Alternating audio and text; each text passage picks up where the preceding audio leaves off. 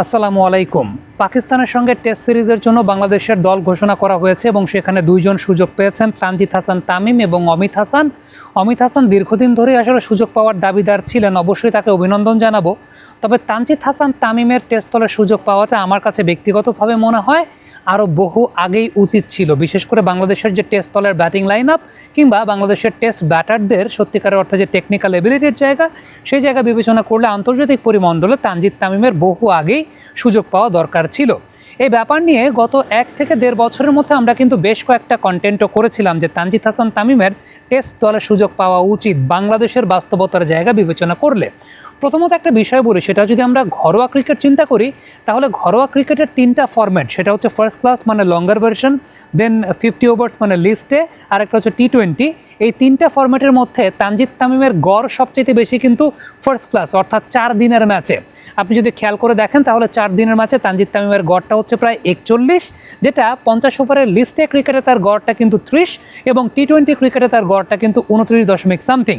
তার মানে একটা বিষয় কিন্তু বোঝা উচিত প্রত্যেকেরই, সেটা হচ্ছে তানজিদ তামিম বিষয়টা এরকম না যে ওয়ানডে ক্রিকেটে ভালো পারফরমেন্সের সুবাদে তিনি টেস্ট দলে জায়গা পেয়ে নিয়েছেন। তানজিদ তামিম আরও বহু আগে থেকেই টেস্ট টিমে জায়গা পাওয়ার দাবিদার, বিশেষ করে তার গড়টা যদি আমরা চিন্তা করি 3টা ফরম্যাটের মধ্যে ফার্স্ট ক্লাস ক্রিকেটে সবচেয়ে বেশি। এখন কেন ব্যাপারটা আসলে কেন দেখেন, বাংলাদেশের ক্রিকেটে টেস্ট ম্যাচ ক্রিকেটে এখন পর্যন্ত টপ অর্ডারে যারাই সফল হয়েছেন প্রত্যেকে কিন্তু শর্টস খেলেই সফল হয়েছেন।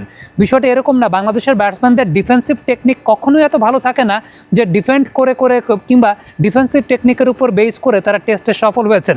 উল্টো বাংলাদেশের ক্রিকেটারদের ডিফেন্সিভ টেকনিকটা সবসময় পোর থাকে, যে কারণে একেবারে শুরু থেকে যদি চিন্তা করেন যে সমস্ত ব্যাটসম্যানরা টেস্ট ম্যাচ ক্রিকেটে শর্টস খেলে রান করেছেন তারাই কিছু রান করতে পারেন। আদারওয়াইজ আমাদের ব্যাটসম্যানদের ডিফেন্সিভ টেকনিকের জায়গাটা আসলে এতই পোর থাকে যে ডিফেন্ড করতে গিয়ে একটা সময় আউট হয়ে যান। মানে দেখা যায় ডিফেন্ড করছেন রান করেন 10 থেকে 12 বা 15, কিন্তু একটা সময় পরে আধা ঘন্টা পরে তারা আউট হয়ে যান অথবা 15-20 মিনিট পর আউট হয়ে যান।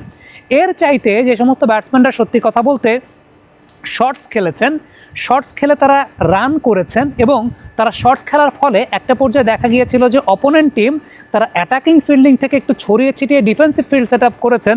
পরবর্তী সময় ওই সমস্ত ব্যাটসম্যানরাই সিঙ্গেলস বা স্ট্রাইক রোটেট করে তখন ইনিংসটাকে বড় করতে পেরেছেন। আমি যদি স্টার্টিং উইথ হাবিবুল বাশার সুমন কখনো তার ডিফেন্সিভ টেকনিকে টেস্টে রান করেন না, তাকে একটা সময় মিস্টার 50 বলা হতো, একটা কুইক 50 করে ফেলতেন এবং বাংলাদেশ টিমে তিনি ওই সময়টা সবচেয়ে বেশি রান করতেন। আফটার দ্যাট মোহাম্মদ আশরাফুলও কিন্তু অ্যাটাকিং টেকনিকের কারণেই তিনি টেস্ট ম্যাচ ক্রিকেটে সফল হয়েছেন। দেন আপনি যদি চিন্তা করে দেখেন সেই জায়গাটা তামিম ইকবালও তার ডিফেন্সিভ টেকনিক না, অ্যাটাকিং টেকনিকের কারণে টেস্ট ম্যাচ ক্রিকেটে রান করেছেন। ইমরুল কায়েস তার অ্যাটাকিং টেকনিকের কারণে রান করেছেন। অনেকে একটা বিষয় ভুল করেন, সেটা হচ্ছে মুমিনুল হক সৌরভ কিন্তু যখন অ্যাটাকিং নেচারের ব্যাটিং করতেন তখনই অনেক বেশি মাত্রায় তিনি রান করতে পারতেন। আপনি যদি চিন্তা করে দেখেন, Which is the world-class cable brand? Walton cables, নিরাপদ আগামী সংযোগ। যখন তিনি তার ক্যারিয়ারের ইনিশিয়াল স্টেজে 170-160 মতো রান করতেন, ইনিশিয়ালি যে বেশ কয়েকটা বড় ইনিংস খেলেছিলেন 27-28টা করে বাউন্ডারি তিনি মারতেন। সো আলটিমেটলি তানজিদ হাসান তামিমের অ্যাডভান্টেজের জায়গাটা হচ্ছে শর্টস খেলতে পারেন এবং উপর্যুপরি শর্টস খেলে তিনি অপোনেন্টকে ওই প্রেশারটা দিতে পারবেন যে ঠিক আছে ফিল্ড সেট আপ ছড়িয়ে ছিটিয়ে রাখার জন্য। তানজিদ তামিমের ডোমেস্টিক ক্রিকেটে কিন্তু 145-এর উপর রান আছে, 5টা সেঞ্চুরি আছে তার ডোমেস্টিক, যেটাকে আমরা বলি ফার্স্ট ক্লাস ক্রিকেটে। দেখেন তার ফার্স্ট ক্লাস ক্রিকেটে কম ম্যাচে 5টা সেঞ্চুরি আছে, 6টা হাফ সেঞ্চুরি আছে, মানে যখনই তিনি হাফ সেঞ্চুরি মেরেছেন হি ওয়েন্ট বিগ। অন্যদিকে লিস্টে ক্রিকেটে যদি চিন্তা করেন, লিস্টে ক্রিকেটেও তার ম্যাচ সংখ্যা বেশি কিন্তু সেঞ্চুরি 5টা, 50-র সংখ্যা কিন্তু অনেকগুলো। সো আলটিমেট ফ্যাক্টর জায়গাটা যেটা আমার কাছে সবসময় মনে হয় যে অন্যান্য যে কোনো ব্যাটারের চাইতে তানজিদ তামিমের টেস্ট ম্যাচ ক্রিকেটে ভালো করার সম্ভাবনা, তার আরেকটা অনেক বড় কারণ হচ্ছে তিনি আন্তর্জাতিক ক্রিকেটে অনেক বড় বড় বোলারদের ফেস করেছেন। তিনি 140-145 কিলোমিটার বোলারদের বা কোয়ালিটি বোলিং অ্যাটাক তিনি নিয়মিত ফেস করেন। সো আপনি এখন নতুন একজন ওপেনার আনার চাইতে এক্সিস্টিং তানজিদ তামিম যিনি অলরেডি এস্টাবলিশড, যেটা বড় বড় বোলারদেরকে হ্যান্ডেল করার ক্ষেত্রে, ওইরকম বাউন্সার হ্যান্ডেল করার ক্ষেত্রে, ওইরকম জোরে বল হ্যান্ডেল করার ক্ষেত্রে এবং তাদের এগেনস্টে তিনি সাইকোলজিক্যাল একটা অ্যাডভান্টেজ তো অবশ্যই পান, কারণ তিনি অ্যাটাকিং নেচারে ক্রিকেট খেলে ফেলেছেন অলরেডি ইন্টারন্যাশনাল সার্কিটে। সেটা আপনি মিচেল স্টার্ক বলেন, জসপ্রীত বুমরা বলেন, সবাইকেই তিনি খেলেছেন।